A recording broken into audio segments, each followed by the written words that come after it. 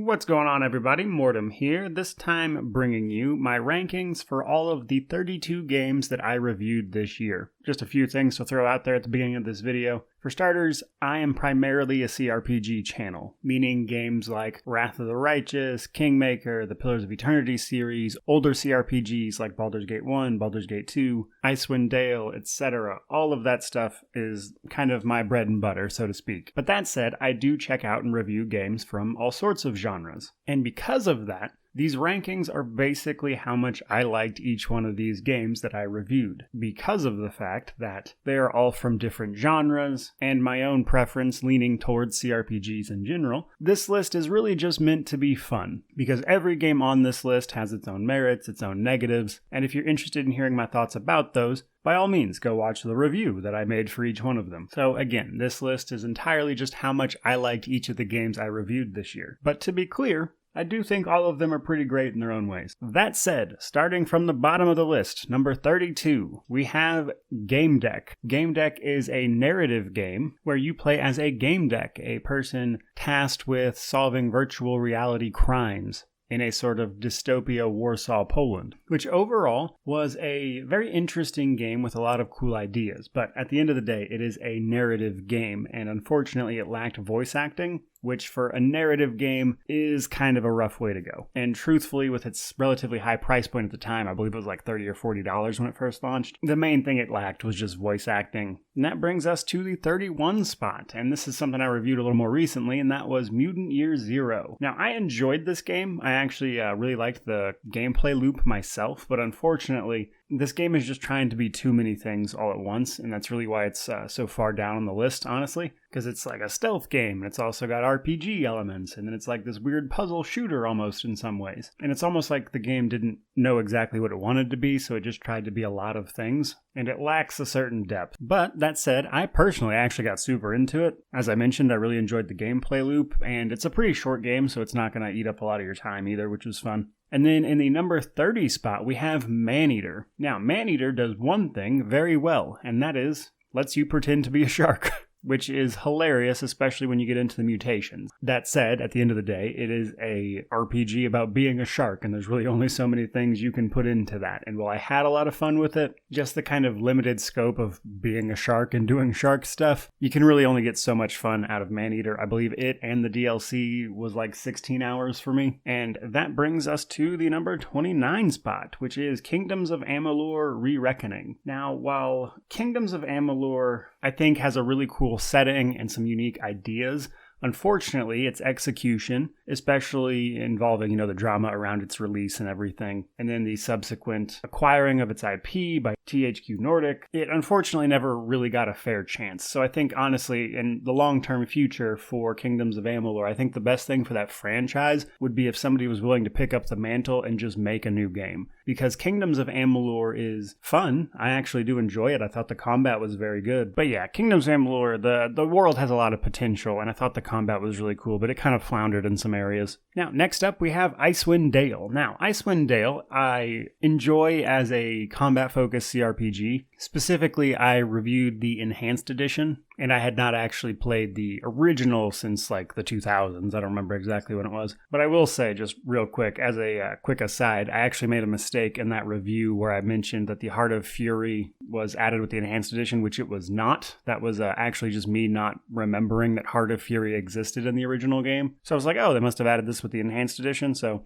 lack of research on my part for that one thing, so I made a mistake. Figured I'd mention that here. The rest of it, Icewind Dale is a lot of fun if you like old school CRPG combat, because truthfully, while the story of that game is interesting, there's not much to it, you're not going to be engaging with it very much, and there's not really any choices to make. It just kind of is a narrative device to pull you from one dungeon to the next, to engage in that combat, which is the focus of Icewind Dale. And unfortunately, there's not much story to it, which is why it ranks so low. And then we have number 27, and that is Torment, Tides of Numenera. Now, Torment, Tides of Numenera was meant to be a spiritual successor to Planescape Torment. And while I do enjoy Torment quite a bit, again, I thought the world and setting were really cool. It is actually Earth, but 1 billion years later. And they had a lot of amazing art for the backgrounds and stuff. The problem is a lot of it just feels very disconnected in terms of its narrative. And it's almost like the video game equivalent of watching Inception, where unless you were just absolutely glued to what is happening, it's real easy to miss things. And sometimes it just feels like it's a little too complicated for its own good. And then in number 26, we have Dragon Age 2. So Dragon Age 2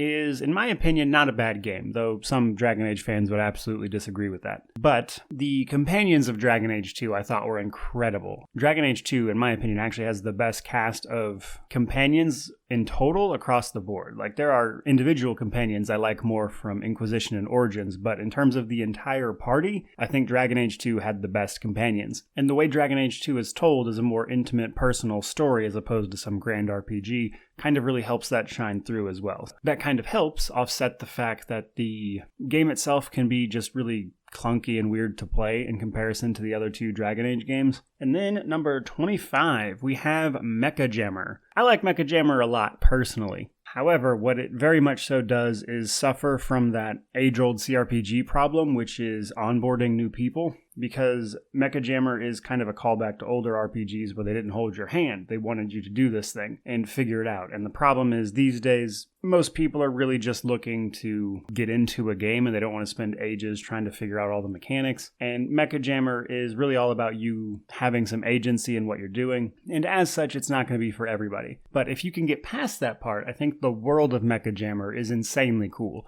It's like this cyberpunk dystopia, but like the pixel art and stuff. And there's this weird occult element. And as someone who really enjoys CRPGs and thus isn't really afraid of that tough on-ramp to those kinds of games that people tend to find, it didn't bother me nearly as much. So I personally enjoyed Mecha Jammer a ton. And then in the number 24 spot, we have Dragon Age Origins. Now, I like Dragon Age Origins. I do. Hot take, I think it's very much so overhyped. I love the lore of the Dragon Age universe in particular, and I've talked about this in several other videos actually, but that's probably what I like most about Origins is just the world that they built with it. And that's not even, counting the extra media stuff they did, like the books, etc. But just the world that they were building was incredible, and that's what I liked the most. But the act of actually playing Origins is a real pain. In order to get it to run smoothly, you really need to download this like 4 gigabyte memory patch that EA themselves just refuse to acknowledge exists. Combining that with the gameplay of this older game is just clunky, which is weird because it came out in 2009, which means it's not that old. But somehow,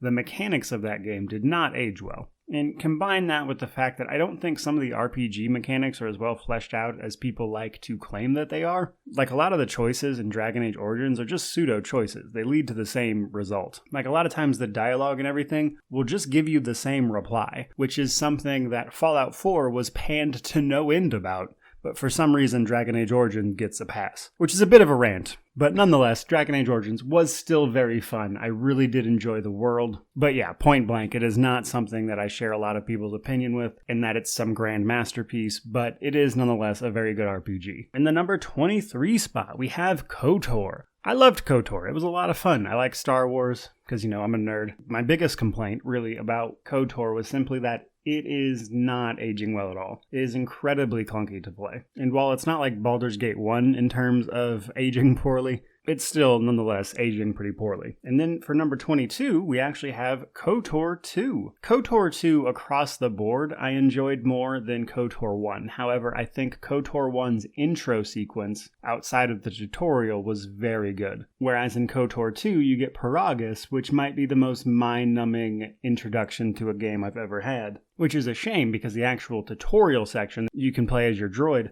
is actually very good in terms of like explaining mechanics to people. But then that's followed up by Peragus, which is just not fun. And you compare that to KOTOR 1's Terrace, which is honestly just really fun and kind of explains a lot of what's going on in the galaxy, and it's just overall more interesting to engage with. Now, in the number 21 spot, we have Deathloop. I liked Deathloop. It was a lot of fun. I had a lot of fun running and gunning, killing things. The time loop thing is kind of not really up my alley, so it's still kind of middle of the list. But nonetheless, I enjoyed it. It just felt like a faster-paced Hitman almost, which is its own kind of fun, And then in the number 20 spot, we have Arcanum of Steamworks and Magic Obscura. Arcanum did so many things really well, and unfortunately, like a lot of older games, is basically unplayable, especially on Windows 10. if you don't get the unofficial patch. So there's a bug with Windows 10 in particular where the frame rate just absolutely tanks, which is one of the things the unofficial patch will actually fix for you. But what I like most about Arcanum is simply the world. This weird mix of steampunk and high fantasy, which when you say it out loud shouldn't work at all, but somehow they managed to make it work perfectly by making it this sort of dichotomy. You couldn't go down one path, like the steampunk stuff, without closing yourself off to the magic path, and seeing just kind of the friction between those two elements just managed to play off itself perfectly. Now the downside to Arcanum is that it is mired in a rushed development under Troika Games, which they were pushed to by Sierra, which are the people who published the game. But nonetheless, if you play Arcanum, despite the things that it does wrong, you can really feel that they were so close to something just absolutely amazing. And while these days Activision actually owns the IP to it, which means we will likely never see a sequel, and if we did, it would likely be terrible, I nonetheless can't help but hold out hope that maybe one day Arcanum gets a either remake or something to that effect, like hell, maybe even a sequel even, that really shows off what it could have been. Again, probably never going to happen, but I can't help but hope for that. And then number 19 on the list, Planescape Torment. Now, I'm going to give you a controversial hot take here. Playing Planescape Torment sucks. It has an amazing story to tell you, which I thought was very well done, but the actual game mechanics of playing Planescape Torment are not good. And I'll argue that with anybody, and honestly I don't think many people would argue about it too much. But the story's incredible, but playing the game is not a good time. And not to mention, the last, portion of the game is very quick. They just kind of ram you through a bunch of stuff, and you can kind of tell they were just looking to get it published out the door, which happened a lot back in the day with these older CRPG style games. But again, Planescape Torment has one of the best stories in RPGs, just period. Which is a shame because the game itself, in terms of actual gameplay. Now, in the number 18 spot, I actually reviewed this fully just a day or two ago, and that is Ruined King. I liked Ruined King. I went into this game expecting it to be terrible because it was this League of Legends spinoff, and they actually managed to make it really good. It's more of a traditional JRPG structure than anything else, but as an introduction to the world of Runeterra, which is the League of Legends universe that I personally didn't know anything about, I had a ton of fun with it, and it surprised me with the quality of it, because spin-off games aren't exactly known for their quality, or being good, frankly. Now, in the number 17 spot, we have Pillars of Eternity. Pillars of Eternity is one of many games that I love the world, but the first game is mired in its own systems, if you will. There is no sheet where you can look up things that you're going to get in the future so you can plan out your build, and Pillars of Eternity uses its own system. So you can't just make a rogue and be like, oh, I know what abilities I'll get, until you've played a rogue, leveled them up, and you just know what abilities you're going to get.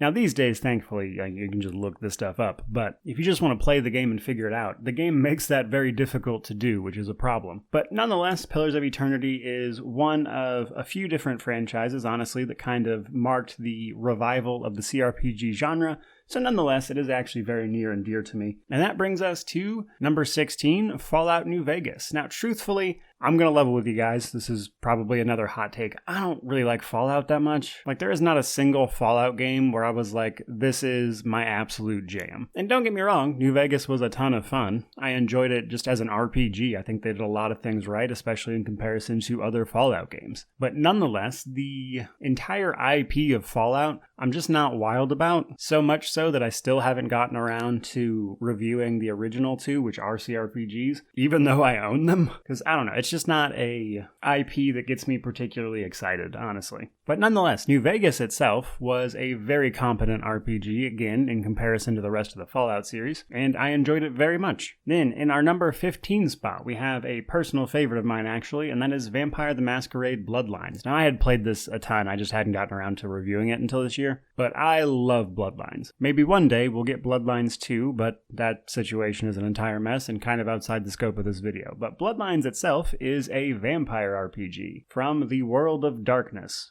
And the World of Darkness is my absolute favorite incarnation of vampires in media, just period. because they managed to make it a fun RPG. So you have all these vampire clans, and they take like one aspect of like vampire lore, if you will, from the real world, and they crank that shit up to 11. So you have all these unique vampire clans who all kind of have their own thing, and then you get to build your character, tons of ways to complete the quests, and Bloodlines is like low-key a masterpiece. A very, very clunky masterpiece that, like a lot of older games, you really need the unofficial patch for, and it certainly has its low moments, but nonetheless, a great game. You should absolutely try it, but yes, it is old, aging, and it doesn't play very well in comparison to modern games. And then in our number 14 spot, we have Encased. Now, Encased is inspired by a lot of games and media, frankly, such as Roadside Picnic, the Fallout series itself, the Stalker series even, but Encased is a sort of Russian Fallout, as it was self-described. It's actually a game I backed on Kickstarter, and it saw its full release back in September, but basically you play as an employee of a foundation known as Cronus, which is investigating a large dome that was found in the desert, which houses some forefather technology or some progenitor race. And while things can go into the dome, living things that is, they cannot come back out, which is an interesting mechanic by itself. And so the game kicks off, there's an accident in the dome, and it kind of turns the dome into a post-apocalypse while the outside world is presumably going on about its business, which is an interesting take. But the game itself is very fun. There's a bunch of factions you can interact with that all have their own reputation. There's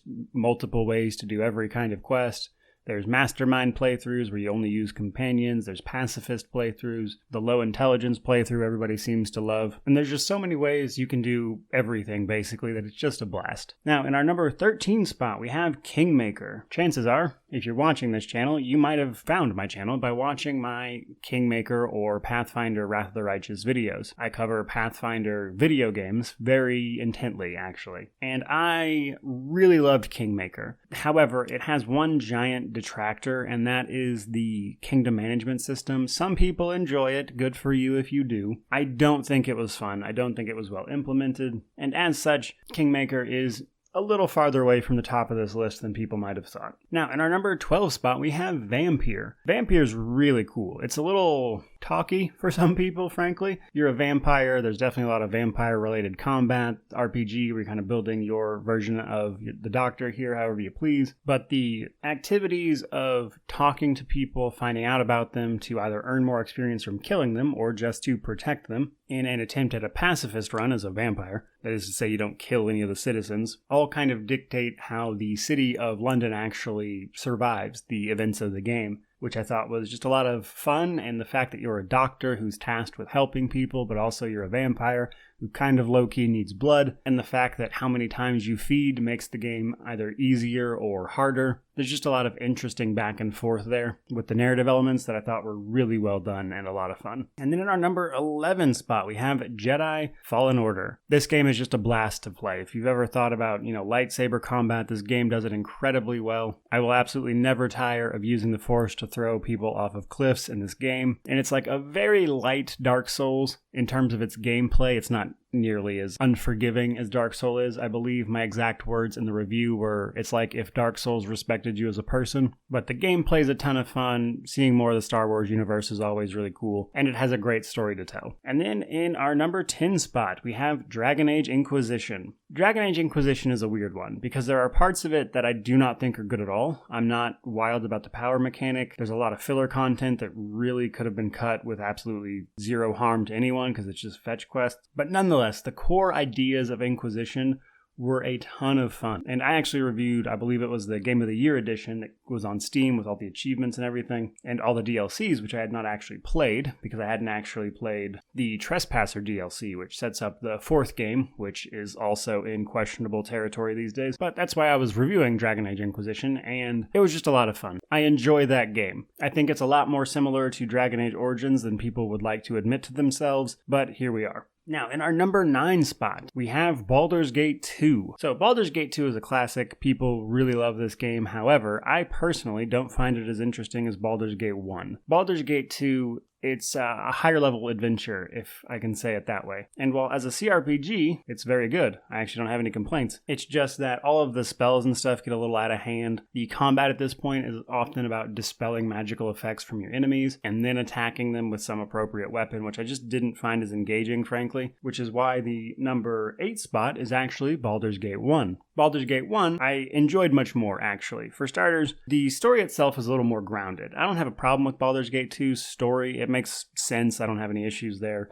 It's just that it's a little, oh no, the world is ending type of stuff. And I personally prefer Baldur's Gate 1's slightly more grounded narrative. And while yes, this guy is trying to become the god of murder type of thing happens at the end, throughout most of the game, you're just investigating like real world issues. And while yes, your character is, again, that kind of chosen one narrative, the best way I could sum it up is just that Baldur's Gate 1 is kind of the epitome of sometimes simple is better. Now, in our number 7 spot, and this is where it might start getting a little contentious for people, it is actually The Outer Worlds. Now, I won't argue with people that BG1 and BG2 are probably better RPGs than The Outer Worlds. However, this game is about which ones I preferred. And quite frankly, I had a lot of fun with The Outer Worlds. Because say what you will about BG1 and 2, at the end of the day, they're old and a little clunky to play, which kind of takes away from my enjoyment, and I prefer modern games in that way. And that's coming from someone who has 100% and beaten many an older RPG. But nonetheless, The Outer Worlds is a lot of fun, and while some of it is very shallow, I won't argue that with anybody. I had a lot of fun with it. I thought the kind of nonsense corporate overlord situation going on in the Halcyon colony was just weirdly humorous. I thought they kind of hit that nail on the head. And while I do disagree with some of the game's marketing, which I think is important to point out, they kind of were like, oh, this is from the makers of Fallout, and tried to give people the impression it was a Fallout-like game. That's not true at all, really. If you kind of remove your notions of it being like a Fallout game, then it becomes much more fun. However, I in no way blame people for expecting that game to be like Fallout, because that's what they said in the marketing. And I'm not going to give Obsidian a pass for that just because they're Obsidian. I do enjoy the game, yes, but they did not market that game, honestly. But ignoring that, it's still a lot of fun. In our number 6 spot, we have Prey. I loved Prey.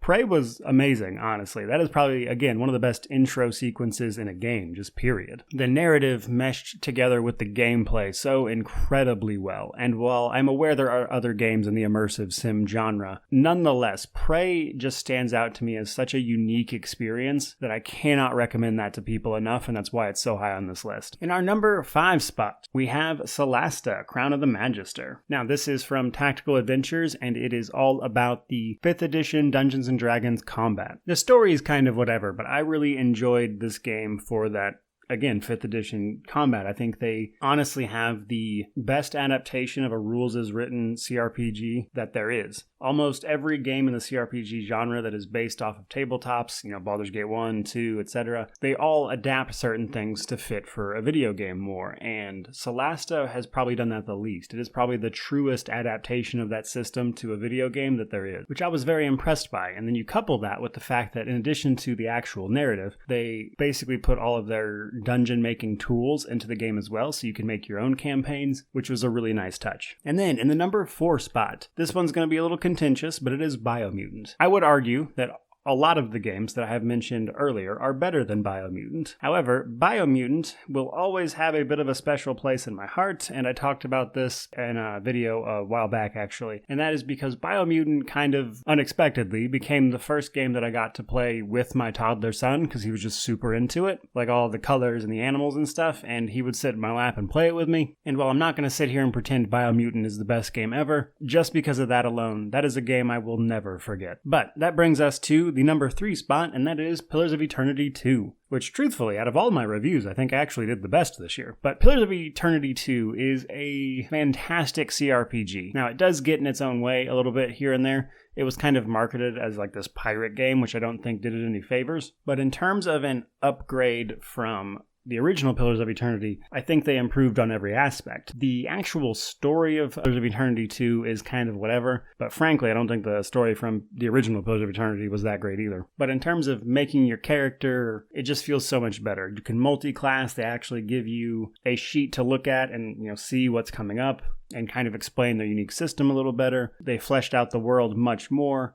There's just no part of Pillars of Eternity 2 that I did not like more than Pillars of Eternity. And then in our second spot, we have Divinity Original Sin 2. Now, this is actually a game I have played for years. I just never reviewed it before this year. And it's actually the backbone of a lot of this channel's content back in the day. And it is just a game I just really, really love. It is such a great game. And there's nothing I can say here that I haven't already said in a million other videos. So we're just going to keep it moving to number 1, which in an absolute surprise to no one at all is Pathfinder Wrath of the Righteous. In my opinion, Wrath of the Righteous is the modern flagship for the CRPG genre. I love CRPGs. There are a ton of great ones out there. Some that weren't mentioned here because I didn't review them this year, such as Wasteland 3, for instance. But in my opinion, none of them do that better than Pathfinder Wrath of the Righteous. Now, that is obviously with the bias that I love CRPGs, and that's my favorite video game genre. But nonetheless, for me, very clear winner. I loved that game. I've covered it to death. If you haven't tried it, I urge you to try it. It's amazing. And with that, we're going to wrap this thing up. There is all of my reviews this year ranked. Hope you guys enjoyed the video. By all means, let me know down in the comments section how I ranked all of these incorrectly. But regardless of any of that, truly, just thank you so much for watching.